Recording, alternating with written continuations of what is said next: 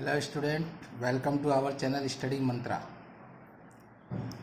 पिछले वीडियो में जो प्रकाश का परावर्तन पार्ट फर्स्ट था, उसमें मैंने जिन टॉपिक्स को कवर किया था वो था प्रकाश किरण और दर्पण और प्रकाश पुंज।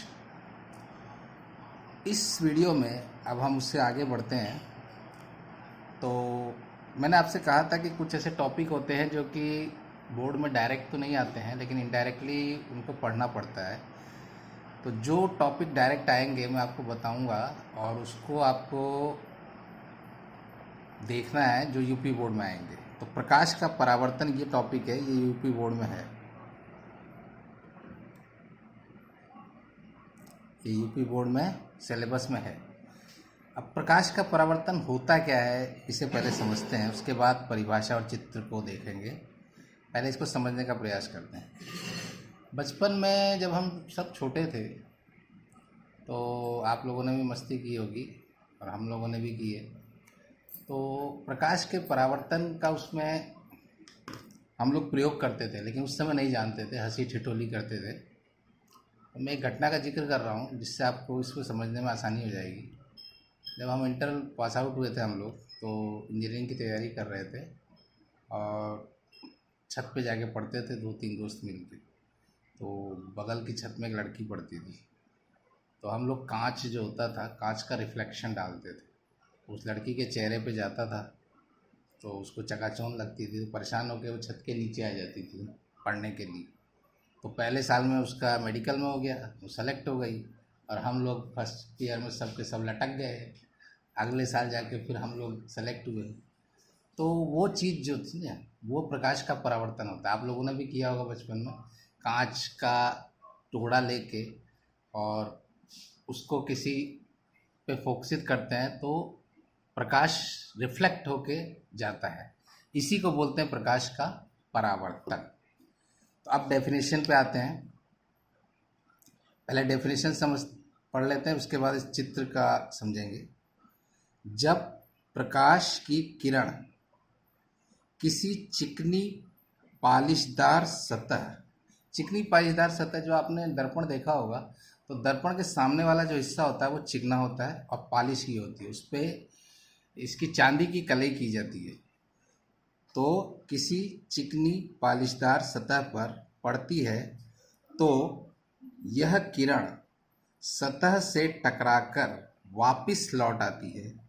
इस घटना को प्रकाश का परावर्तन कहते हैं। यानी प्रकाश की जो किरण आती है वो परावर्तक तल या पालिशदार सतह से टकराकर वापस लौट जाती है, इसे ही प्रकाश का परावर्तन कहते हैं। अब इस चित्र को देखिए ध्यान से। इस चित्र में, इसमें दो तीन चित्र मैंने बनाए हैं। अगर गोली दर्पण के लिए पूछता है तो आप ये दोनों चित्र बनाएंगे और समतल दर्पण के लिए ये बना देंगे। तो वो कंडीशन के हिसाब से, और अगर कुछ न पूछे तो डायरेक्ट आप इसमें से कोई सा भी चित्र बना सकते हैं। तो समतल दर्पण द्वारा प्रकाश का परावर्तन, इसमें ये देखिए, ये आपतित किरण है, ये लाल जो पेन से जो इंडिकेट किया गया है ये किरण आ रही है और यहाँ पे टकरा के ये परावर्तित किरण जो हरे पेन से निशान बनाया गया है इससे ये लौट जाएगा। अब ये देखिए, ये अवतल दर्पण है। इसमें ये जो भाग ये डैश डैश किया गया है, ये भाग जो होता है ये बैक साइड वाला होता है और आगे का जो भाग होता है वो चमकदार पालिशदार भाग होता है। अब आपतित किरण ये आई और ये रिफ्लेक्ट होके लौट गई। ये उत्तल दर्पण का देखिए, आपतित किरण आई और परावर्तित किरण ये लौट गई। तो ये था प्रकाश का परावर्तन। तो मैं आशा करता हूँ कि ये चीज़ आपको समझ में आई होगी। अब नेक्स्ट टॉपिक की ओर बढ़ते हैं, प्रकाश के परावर्तन का नियम। प्रकाश के परावर्तन का पहले दो नियम होता है। तो पहले इस चित्र को देख लेते हैं। ये चित्र मैं पहले भी आपको वीडियो नंबर फर्स्ट में समझा चुका हूँ कि ये आपतित किरण है और आपतित किरण ये परावर्तक तल होता है, ये वाला चिकनादार भाग, इसको बोलते हैं परावर्तक तल। तो परावर्तक तल कि जिस बिंदु पर आपतित किरण आती है उस बिंदु को आपतन बिंदु कहते हैं। अब अभिलंब क्या होता है? आपतन बिंदु पे डाला गया लंब या 90 डिग्री का बनाया हुआ कोण अभिलंब होता है। तो आपतित किरण जब आती है और आपतन बिंदु से टकरा के वापस लौट आती है, ये परावर्तित किरण जा रही है। अब आपतन कोण क्या है? अभिलंब और ये अभिलंब और आपतित किरण के बीच बनने वाला कोण है। इसे आई से रिप्रेजेंट किया गया है। और परावर्तित किरण और अभिलंब के बीच बनने वाले कोण को परावर्तन कोण कहते हैं। तो प्रकाश के परावर्तन के दो नियम हैं। पहला नियम क्या है? आपतित किरण यानी ये वाली किरण, परावर्तित किरण यानी लौटने वाली किरण, और अभिलंब यानी ये अभिलंब, तीनों एक ही तल में होते हैं। अब एक ही तल में होने का क्या मतलब है, इसको चित्र से समझते हैं। आप ये देखिए, इस दर्पण के ये परावर्तक तल है और ये बैक साइड है। तो ये सारी घटना परावर्तक तल के एक ही साइड हो रही है। इसीलिए इसमें कहा गया है कि आपतित किरण, परावर्तित किरण, अभिलंब तीनों एक ही तल में होते हैं। ये प्रथम नियम हो गया। द्वितीय नियम क्या है? आपतन कोण यानी आई, परावर्तन कोण यानी आर आपस में बराबर होते हैं। इसका मतलब क्या हुआ? कोण आई इक्वल टू कोण आर। ये भी यूपी बोर्ड में सिलेबस में है आपके, तो इसका आप अच्छे से अध्ययन कर लीजिएगा। अब आते हैं गोली दर्पण। गोली दर्पण क्या चीज़ होती है? गोली दर्पण आपके सिलेबस में है, ये भी यूपी बोर्ड में है।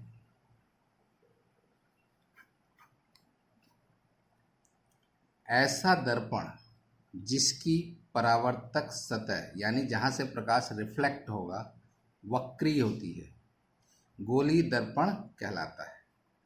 गोली दर्पण खोखले गोले का एक भाग होता है जिसके एक पृष्ठ पर चांदी की कलई की जाती है, जो मैंने आपको बताया था। अब गोली दर्पण कैसे बनता है इसको हम थोड़ा समझते हैं कि गोली दर्पण बनेगा कैसे, इसको समझने का प्रयास करते हैं। मान लीजिए एक खोखला गोला है, ये ऐसे गोला बना दिया हमने,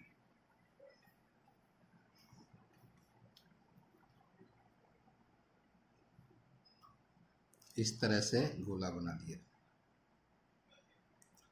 अब इस गोले को अगर दो पार्ट में काटा जाए, ऐसे एक यहाँ से एक यहाँ से, तो इसकी पोजीशन कैसे बनेगी? एक पार्ट ऐसे हो जाएगा, ये वाला भाग, ये भाग ऐसे होगा, यानी, और एक ये वाला भाग कैसे होगा? ये इस तरीके से आएगा।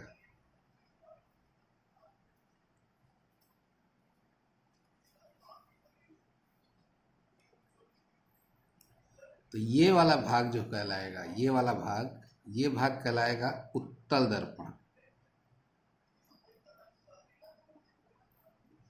उत्तल दर्पण। और ये वाला भाग कहलाएगा अवतल दर्पण।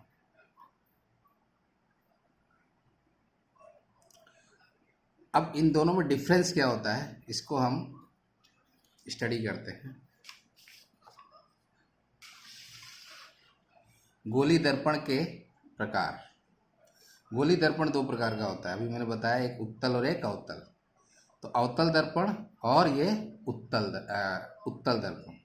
अवतल दर्पण में आप देखिए, ये परावर्तक भाग होता है, परावर्तक तल। ये बीच वाला भाग जो होता है इसका अंदर की तरफ दबा हुआ है। और उत्तल दर्पण में ध्यान से देखिए, बीच वाला भाग जो है वो उभरा हुआ है। तो ये डिफरेंस होता है, मेन डिफरेंस यही है कि इस अवतल दर्पण में बीच वाला जो भाग होता है परावर्तक तल का, वो दबा हुआ होता है, और इसमें परावर्तक तल का जो बीच वाला भाग है वो उभरा हुआ होता है। ये मेन डिफरेंस है। अब एक एक करके हम इसका देखते हैं, स्टडी करते हैं। अवतल दर्पण, अगर क्वेश्चन पूछता है कि उत्तल और अवतल दर्पण में क्या डिफरेंस है, तो आप ये लिख सकते हैं जो मैं बताने जा रहा हूँ। ये भी यूपी बोर्ड में है। ये चीज़ यूपी बोर्ड में है। तो देखते हैं। अवतल दर्पण का परावर्तक तल बीच में दबा होता है, जबकि इसमें देखिए उत्तल दर्पण का परावर्तक तल बीच में उभरा हुआ होता है। ये देखिए इसमें उभरा हुआ है, इसमें दबा हुआ है। अवतल दर्पण अभिसारित होता है, अर्थात परावर्तन के पश्चात किरणें एक बिंदु पर मिलती हैं। यानी परावर्तन के पश्चात किरणें एक ही बिंदु पर मिलेंगी।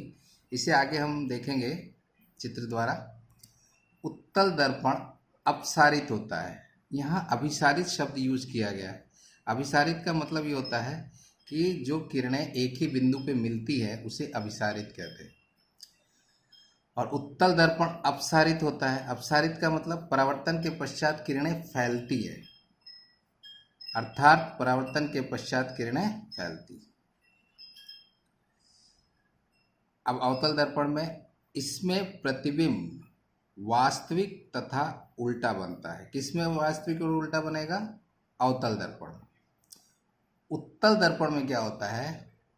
इसमें प्रतिबिंब आभासी तथा सीधा होता है। अवतल दर्पण का उपयोग कहाँ होता है? टॉर्च और सर्च लाइट में अवतल दर्पण का उपयोग किया जाता है। और उत्तल दर्पण का उपयोग कहाँ होता है? ऑटोमोबाइल गाड़ियाँ जो होती हैं उसमें बैक व्यू मिरर, जो पीछे की गाड़ियाँ देखने के लिए हैंडल पे जो मिरर लगा होता है, उससे उत्तल दर्पण का उपयोग वहाँ लगता है। तो उत्तल दर्पण का उपयोग पीछे जो गाड़ियाँ आ रही हैं उसको देखने के लिए किया जाता है। अब ये इम्पोर्टेंट चीज़ है, इसके बिना आगे काम नहीं चल पाएगा। तो ये आप बहुत इम्पोर्टेंट चीज़ है, इसको अगर आप समझ गए तो समझ लीजिए कि लगभग पाठ आपके समझ में आ जाएगा। ये भी यूपी बोर्ड में है। गोली दर्पण से संबंधित महत्वपूर्ण परिभाषाएं। पहला है दर्पण का ध्रुव। ये क्या होता है? गोली दर्पण के परावर्तक तल के मध्य बिंदु को दर्पण का ध्रुव कहते हैं। इसे P से प्रदर्शित करते हैं। P का मतलब होता है पोल। अब इसे एक चित्र से समझते हैं कैसे होता है। मान लीजिए ये मैंने अवतल दर्पण बना दिया, तो ये परावर्तक तल हो गया इसका, ये वाला फ्रंट भाग। अब इसका मिड पॉइंट यानी मध्य बिंदु लेंगे। मान लीजिए ये मध्य बिंदु है, तो ये P हो गया। यही दर्पण का ध्रुव हो जाएगा। कौन से दर्पण का? अवतल दर्पण का। तो अवतल दर्पण का ध्रुव ये हो गया P। लेकिन यदि उत्तल दर्पण का बनाना हो तो उत्तल दर्पण पहले बनाइए। और ये हमने उत्तल दर्पण बनाया, तो इसका परावर्तक तल इस साइड होगा और इसका जो मध्य बिंदु होगा, मिड पॉइंट, ये P, ये इसका ध्रुव हो जाएगा। तो ये दर्पण है आपका उत्तल।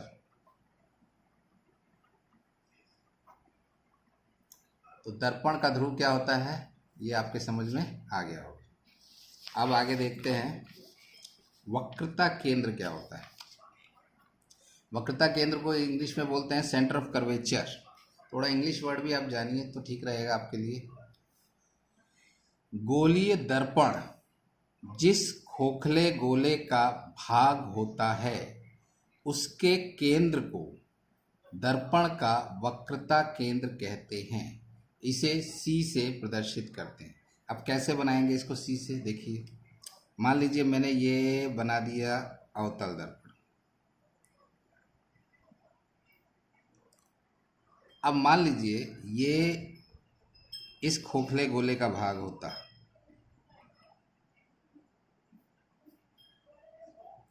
तो ये गोला बन गया।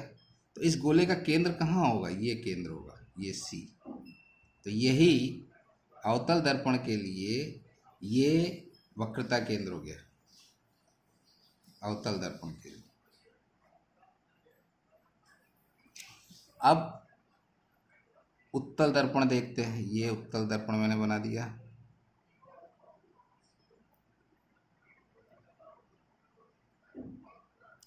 अब ये किस खोखले गोले का भाग है? गोला बनाते हैं इसको, डैश डैश किया,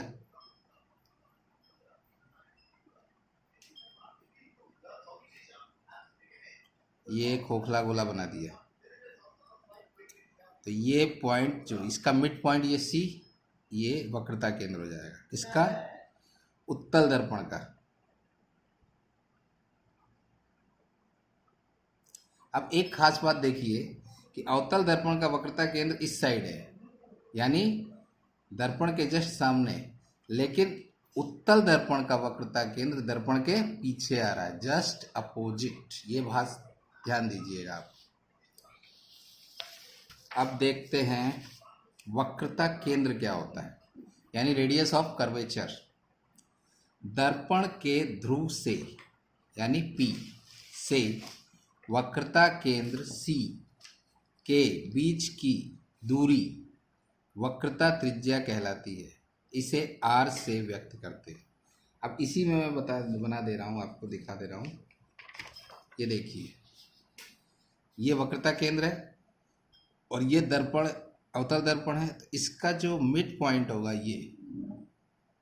ये P हो जाएगा, इसका मिड पॉइंट ये P हो जाएगा। तो ये दूरी जो होगी यही R हो जाएगी, वक्रता त्रिज्या, और इसमें ये दूरी R हो जाएगी, यानी वक्रता त्रिज्या। तो दर्पण के ध्रुव से वक्रता केंद्र के बीच की दूरी क्या हो गई? वक्रता त्रिज्या। दर्पण के ध्रुव से वक्रता केंद्र के बीच की दूरी क्या हो गई? वक्रता त्रिज्या। तो इसमें वक्रता त्रिज्या फ्रंट पे है, इसमें वक्रता त्रिज्या बैक साइड है।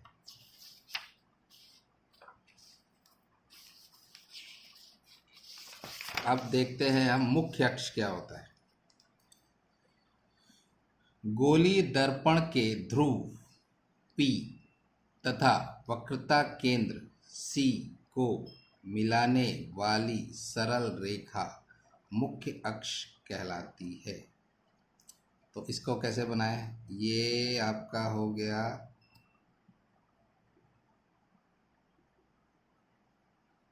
अवतल दर्पण, ये इसका परावर्तक तल P, परावर्तक तल का मध्य बिंदु हो गया ध्रुव P, और ये हो गया आपका अवतल दर्पण।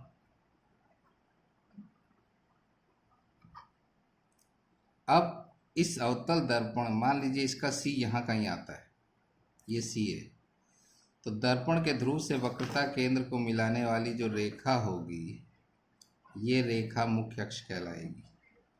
इस रेखा को ही कहेंगे मुख्य अक्ष। तो ये अवतल दर्पण के लिए। अगर आप उत्तल दर्पण का बनाना हो तो कैसे बनाएंगे?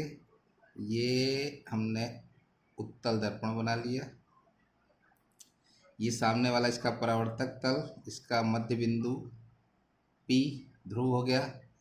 मान लीजिए इसका C यहाँ है, यानी वक्रता केंद्र, तो P से C को मिलाने वाली रेखा ये ऐसे मिला दिया, तो ये रेखा क्या कहलाएगी? मुख्य अक्ष। और ये आपका उत्तल दर्पण हो गया।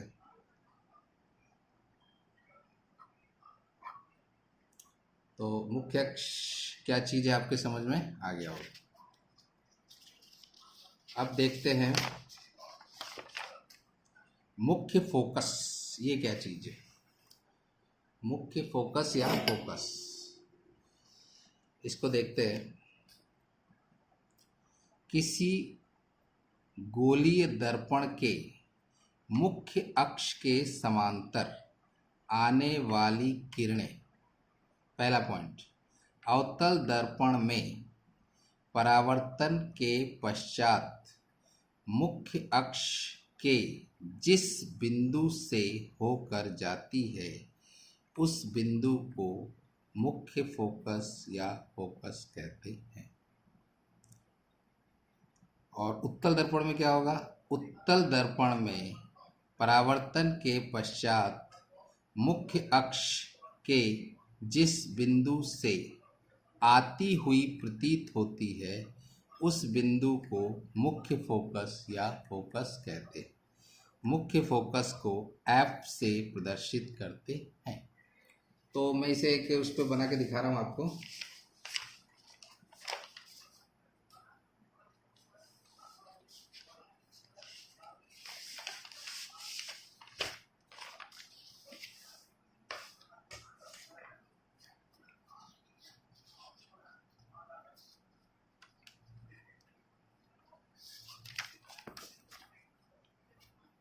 मान लीजिए ये आपका अवतल दर्पण हो गया,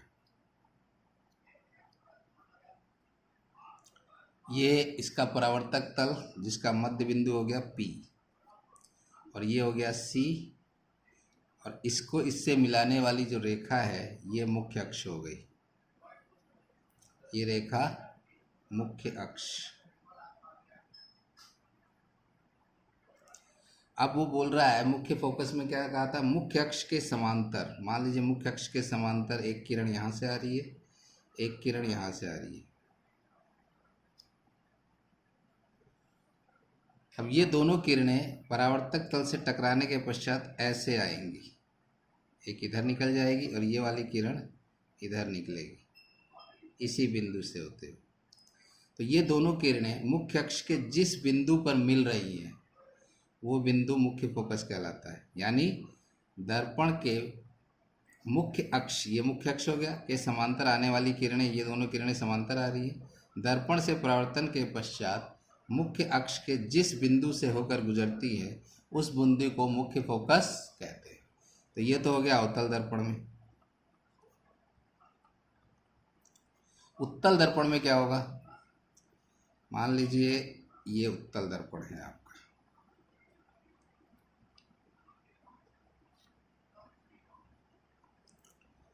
ये इसका P हो गया और ये C हो गया।